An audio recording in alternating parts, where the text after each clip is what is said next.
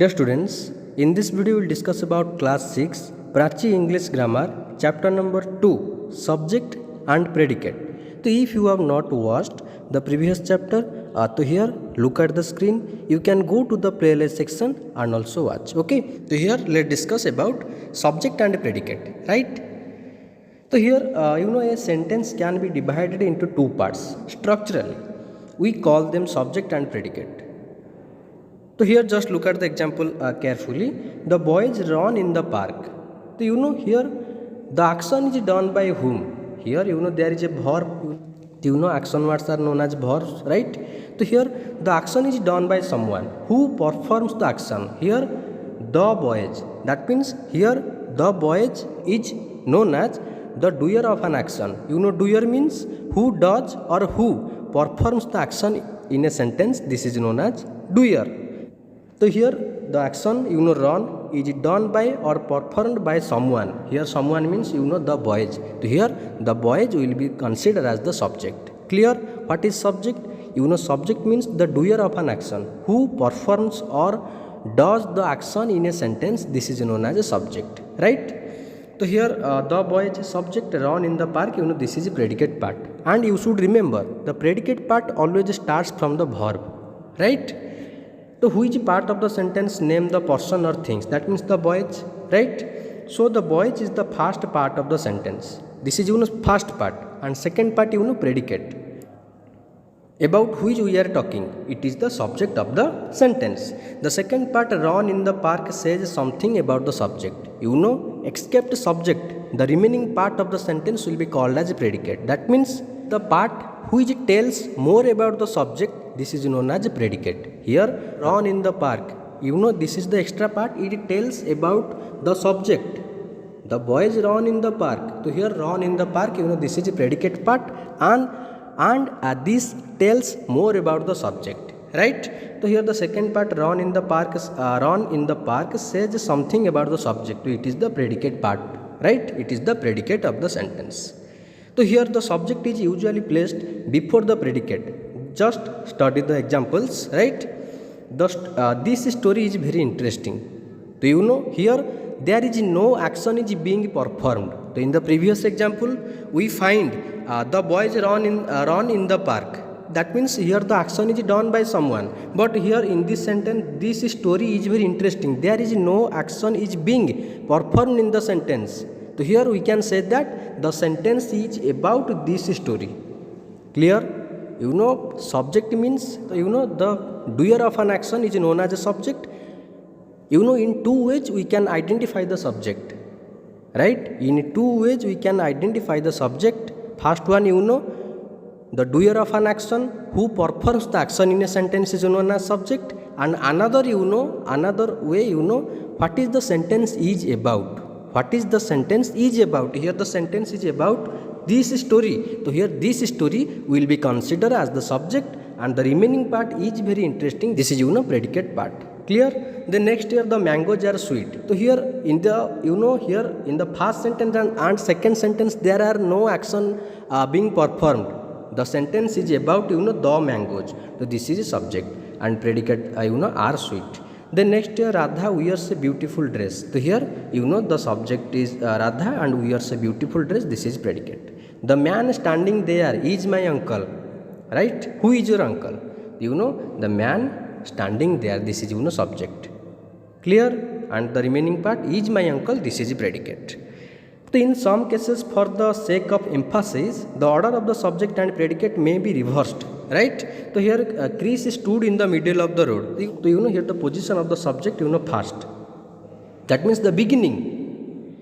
And here order changed. In the middle of the road stood Chris. That means here you find in the first sentence you find the subject is placed at the beginning of the sentence, and in the second sentence you find subject is placed at the end of the sentence. Clear? So here the subject may be at the beginning, the subject can be placed at the beginning, can be placed at the middle, and can be placed at the end of the sentence. Right? So here subject and predicate in imperative sentences. So here in imperative sentences the subject is not stated. It is implied. Study the following examples here. Stand up quickly. So here someone is directed to someone. right? You stand up quickly. That means in imperative sentence the subject is hidden and the subject, you know, you is considered as the subject. Not in all cases, you know, we should not consider subject you in imperative sentence. There may be, you know, I is also considered as the subject in imperative sentence. Not in all cases we should consider you as the subject in all imperative sentences. So here you must stand up quickly. That means what the sentence actually means, right? So you know, here you is a subject. That means here hidden subject. The next here, take a rest properly. So here the subject is you, right? So in imperative sentence the subject is always you. This is wrong. The subject is not always you. Suppose take an example, welcome, right? Welcome. So here I welcome you. That means here the subject is I, not you. You is you know, object, not subject. So in imperative sentence the subject is not always you. Maybe in some cases the subject I is also considered as the subject. Just take another example, thank you, right? Thank you. So here you find the subject is not you, the subject is I, right? So it is not stated but it is implied as you or maybe I. Clear? So here in case of questions and exclamations, it is preferred that we change the sentence into assertive sentence so that it is easier to find the subject. Maybe in interrogative sentence, maybe in exclamatory sentence, so you have to just change the sentence into assertive so that you can easily identify the subject, right? So here suppose take an example, how are you, right? How are you? That means here the subject is about you, right? Suppose take an example, do you know me? Do you know me? So here just you have to change the sentence into assertive. You know me. Okay, you know me. So here you find the subject is you. So this is, you know, these are the examples of interrogative. Then take an example of exclamatory. What a fine singer. What a fine singer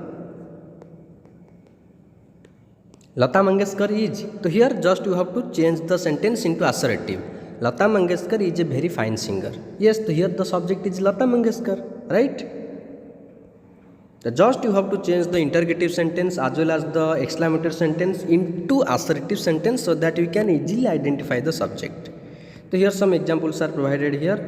Okay. So here the first one, has she brought the books? So here this is, you know, yes no question. So you have to change into, okay, assertive. She has bought the books. So here you can, it is clear that the subject is she. That means the action is done by she.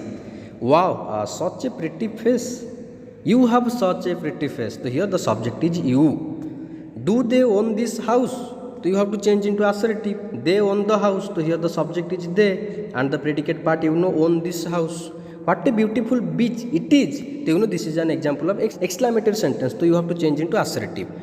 The beach is beautiful. That means the sentence is about the beach. So here the subject, you know, the beach. Clear? So in interrogative and exclamatory sentence, rewrite the sentence as a statement to find out the subject. Okay? So just this is the most important point you have to remember. In exclamatory as well as in interrogative, we have to change the sentence into assertive sentence. Right? So here encircle the subjects in the following sentences. So here Anchal is plucking the flowers. That means here the action is done by whom? Action is done by Anchal. So here Anchal will be subject. So you have to circle. Ashok was a great king. So here you find there is no action being performed, but the sentence is about Ashok. So here you have to circle Ashok. This is subject. Strange are the ways of God. This is, you know, exclamatory sentence. And here you have to change into assertive. Okay, the ways of God are strange. So here the subject will be yes, the ways of God. Then next here the hungry cows are grazing in the field. Who is grazing? The hungry cows. So you have to circle. Then next, the richest man in our colony is Mr. Mahesh. Who is Mahesh? The richest man in our colony. This is, you know, subject, not Mr. Mahesh. So here the richest man in our colony, this will be called as a subject. Then next, India is the largest democracy in the world. So here the sentence is about India, so you have to circle India is the subject. Where does the hare live in winter? So this is a WH question, and here the subject the hare. The next, how fiercely the wind blows. So here the subject yes, the wind. So you have to change into assertive sentence. The wind blows very fiercely. So here the subject will be the wind. The next, deep in the wave is a coral grove. So here the sentence is about a coral grove. The next year, how did Julia learn her lesson so well? So here the sentence is about yes, Julia. So here you have to circle. The next year, add subject to the following sentences. So here dash is bad for your teeth, chocolate, right? You have to write here chocolate. The next year, dash is a faithful animal. Yes, the dog is a faithful animal. The next year, dash was singing on the stage. Yes, you have to write singular subject as the verb is singular, right? Rohan, Sital, he, she, right? You can mention any subject. Okay, singular subject. The next, dash should donate blood to the poor.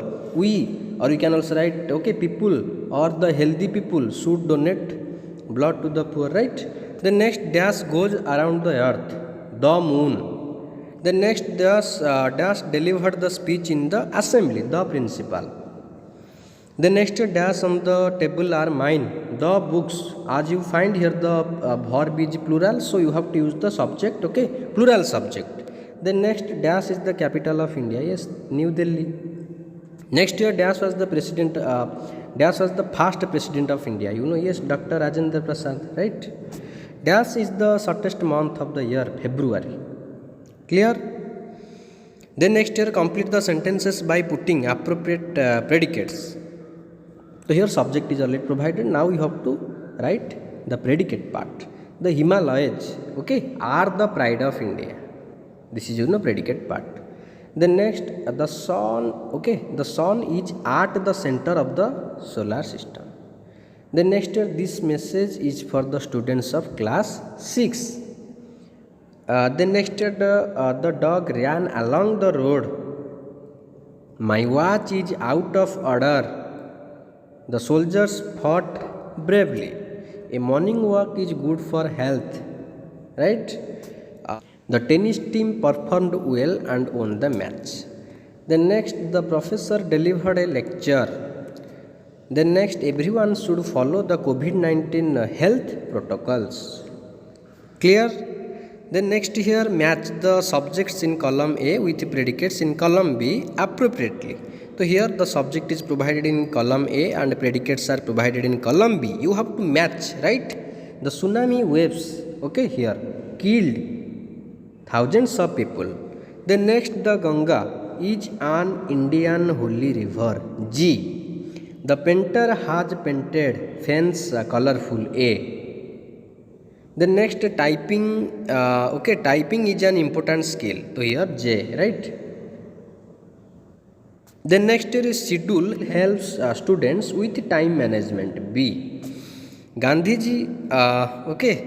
Gandhiji is called the father of the nation. H. The farmers are sowing seeds. I. My mother cooks delicious food. C. The next, the sweeper is sweeping the floor. D. The next, this novel is very interesting. Clear? So I think this video will help you. If you find any doubt, you can comment in the comment box. Okay. Thank you.